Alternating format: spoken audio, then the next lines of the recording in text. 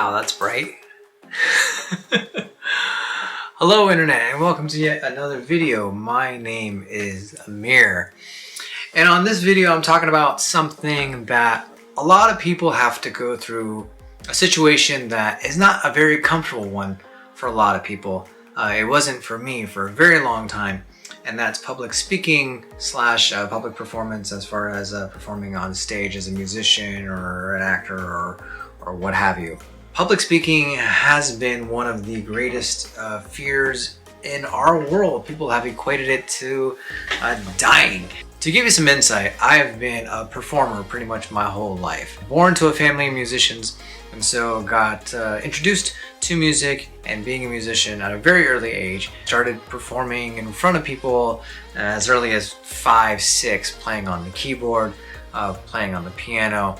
I eventually took lessons, and from there started playing in recitals and what have you and whatnot, and eventually played shows and did talent shows and toured and kind of run the gamut, both as a background musician and as like a lead vocalist, so someone that the audience is very much paying attention to.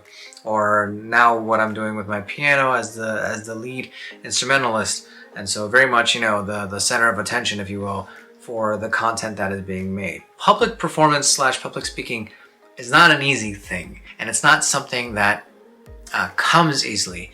It takes a lot of work, a lot of repetition. And so what I wanted to do in this video is bring up the top 5 things that I think that can help you with public speaking or public performance, anything that you have to do in front of an audience, things that you can do to help your chances of being more confident, of giving a better performance, a better speech, a better talk, a better presentation, whatever it is. I think these 5 tips can help you. Now, the 5th tip here applies mainly to musicians, but go with me here. It kind of applies to public speaking in general.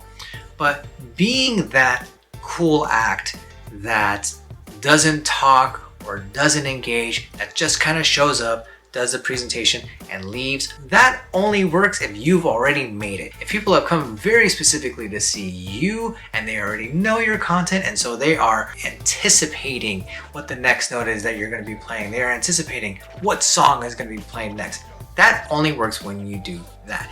If you are a band that literally has just come out, your music is not available online, and or the audience that you're performing for has no idea who you are, it behooves you to communicate with them. Let them know who you are, where you're from, who are the members in the band, or if you're just a solo act, a little bit more about yourself. Tell a sly little joke about your day, anything to get acquainted with and have them connect to you, because that will make your performance that much better. It will break that invisible barrier between you and the audience, and it will allow them to engage with you, to understand you a little bit more, to understand where that song came from. Why did you perform it? Why did you write those words? Why did you perform it that way? Why did it have that emotion, etc., etc. I'll give you a quick story. The band that I used to be in, called Racket City, we had a song called Move It Football Head. It is very much an homage to Hey Arnold, and every time we performed that song, I did a quick little 30-second talk about how Hey Arnold was one of the most influential shows of my life. I loved the crap out of this show. I watched all 5 seasons and I binged the crap out of it on Netflix again. This next song is inspired by one of the greatest television shows of all time, in my personal opinion. Not quite. It is animated though. That show is Hey Arnold, and this song is called Move It Football Head, and it goes like this. Then when we would perform the song, the people would engage with it that much more, because they knew that this is where I was, you know, getting my inspiration from for this song, and so they could connect with the lyrics a little bit more, they connect with the song a little bit more. Getting that communication there is really, really important. If you just show up and you play your songs and you bounce and people don't know who you are, there's a very good chance that they're not going to connect with you, or they're not going to like what you have to present. The 4th tip is playing a song that people know does not make you a sellout, or does not make you some cover band, okay? So if you are performing and again, people don't know who you are. It's a good thing, in my opinion, to include a cover song in your set, one or two, and you could do the conventional route where, like, if you're a rock band, you take a traditional rock song and you play your version of it. Or if you want to be really adventurous, you can take a song that's not in the rock genre and make it a rock song. As far as presentations go, don't be shy to include pop culture into your presentations. Don't be shy to include a quick reference to a TV show, a popular book, a play, what have you. Whatever's happening in the pop culture lexicon at that particular moment, you can kind of just hint at it. You don't have to like milk it, but you can just kind of hint at it. So again, you've established some sort of connection with the audience who may or may not have an interest in that thing that you brought up, and therefore their ears perked up, and now they're interested more in what you have to say.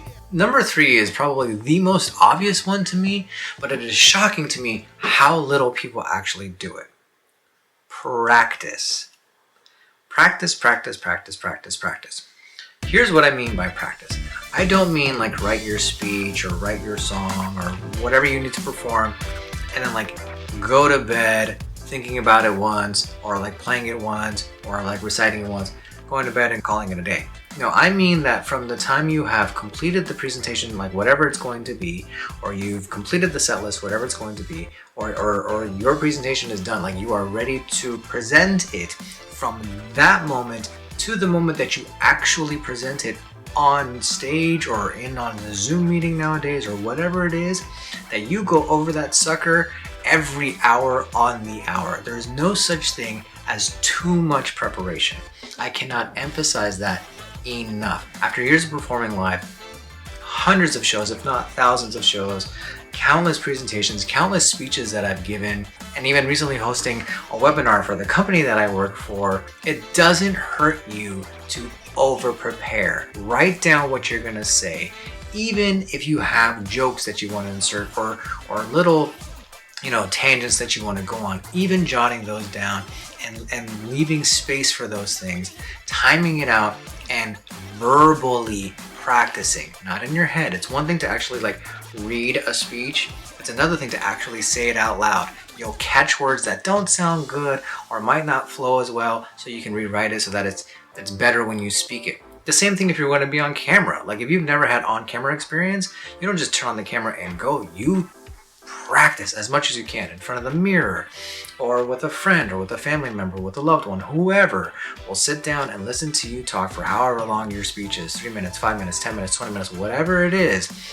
and get pointers and get suggestions and go from there. I talk to my wife all the time about speeches that I have to give, presentations that I have to do for work or professionally or for whatever, set lists that I have to go through. I will make sure that the songs flow together perfectly. I will play the set list from beginning to end and iron out any kinks that are there. I'll communicate with the band members on what we need to do between the second song and the third song, what we're doing for the outro, what we're doing for the intro, all that kind of stuff. Being prepared will save you in the end. There is no such thing as too much practice. Tip number 2 is to get there early. Wherever your presentation or wherever your show or wherever your performance is supposed to be, even if it's a Zoom meeting, get there early for several reasons. Number 1, just so you can get that out of the way. You're not running late. You're not adding stress to an already stressful situation.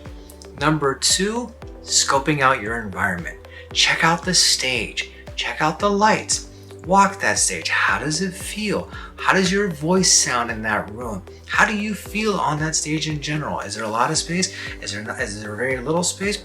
What do the seats look like? Imagine what the audience is going to look like. Go and stand to where the audience is going to be. Maybe take a seat in one of the chairs and take a look at the stage and envision yourself there. I'm a huge believer in envisioning yourself in the situation and seeing how it's going to work. Talk to the sound guy. Talk to the sound guy. Become friends with the sound guy or girl. Tell them about who you are, what your show is like, what your performance is going to be, what your presentation is going to be, what songs you're going to sing, what equipment you need. Hey, by the way, I'm a singer-songwriter. I need an input for my guitar and I need an input for the mic. Don't just go in there thinking that these people know exactly what you need. 9 times out of 10, they don't, because there's so many things happening that someone somewhere forgot to let them know, hey, Amir needs blank. Please go ahead and do that. And on the rare chance that they know who you are and they know what you need, you can just confirm, hey, when we do this, can you make sure to do this? Hey, do you have any reverb? Can you go ahead and add some reverb to my voice? Hey, do you have a lavalier microphone or do you have a wired microphone? Is it a lapel? What are we working with here? If it's a lapel, cool. What are you going to be doing with your hands?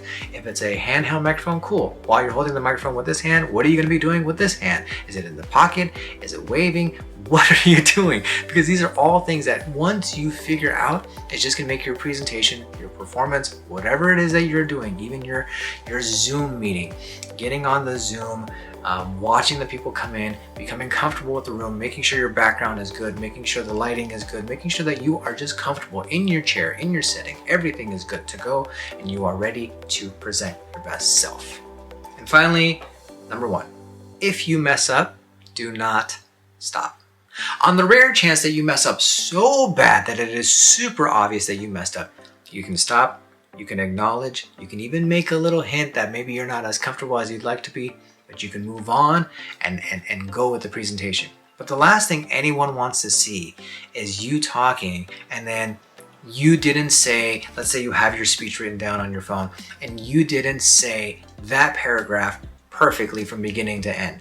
You didn't say the 6th word right or the 9th word right. And so you decide to go back to the very beginning and do it all over again. Listen, the only person who noticed that you messed up is you. And that goes for musicians as well. The only person who knows that you hit the wrong note or you hit the wrong chord or you didn't sing exactly on key or that you missed a beat by just a fraction of a hair, the only person who really noticed is you. Now granted, there might be people in the audience who did notice, but they're going to respect the hell out of you when you continue and get back on your horse and kick ass for the rest of the song because you acted like it was absolutely nothing. I'm going to tell you a quick story. When I was 17 years old, I entered my first talent show ever. It was a district-wide talent show from my high school. I was a senior in high school, and I ended up winning the whole thing. But that's not the story. The story is that during my performance, I was playing a song that I wrote myself. It was a piano piece called Phoenix. And at the very end of the song, it's really, really complicated. I have to slide down the keys on the piano and hit this chord at the end. Now, reaching the end of the song with my adrenaline spiking and the crowd cheering, and I'm 17 years old and I've never performed in front of 400 plus of my peers. I was riding on a high and I forgot what I was supposed to be doing. And there was maybe 5 seconds left in the song. And I'm like, oh my God, I don't know what I'm supposed to do. So instead of stopping and starting the outro all over again, I just continued playing, and it got to a point where my fingers were all jumbled up into one another that I just took my 2 fists and hit the keys as hard as I possibly could with my fists and made a huge bang noise on the piano, shot up from my chair, and 400 plus people stood on their feet. The point of the story is that I didn't stop. I didn't stop the performance to go back and to play that part again because it needed to be perfect. I, in a former life, was a piano teacher, a music teacher, and I can tell you that I've seen many, many students, mine and others, who don't play the song exactly the way it needs to be, and they stop midway and they go back and they do it all over again. That is the biggest mistake you can make because it shows to the audience that you are not confident in what you are doing. You need to continue forward as if it was nothing. Like you're just brushing it off your shoulder. It was such a blip in your presentation that it's not even a big deal that you said the wrong word or you made a mistake or whatever. Laugh at it, acknowledge it, and move on. If you're a musician, act like it was part of the act. You meant to hit that chord. You meant to hit that note. You meant to curl up your hands in a fist and hit those piano keys as hard as you could because it was all a part of the act. Confidence is key in presenting. Know your content front to back. Practice your ass off. Make sure that you go out of your way to verbally practice in front of a mirror, on a camera, whatever it is that you can do to make sure that the presentation goes the way that you want it to. Get there early so that you can scope out the environment, acknowledge the audience so that they can connect with you, so that they can enjoy what you are talking about, so that at the end of the day, you get positive feedback. thank you for watching this video. I hope you enjoyed it, and I hope it gave you some content that you can take with you and use on your next presentation or your next live performance or whatever it is. In the meantime, if you'd like to check out any of my content, I'll leave some links below of some videos that I've done, some performances that I've done live and studio, and you can just kind of see the stuff that I've been a part of if you're interested in that. If you like this video, go ahead and hit that like button.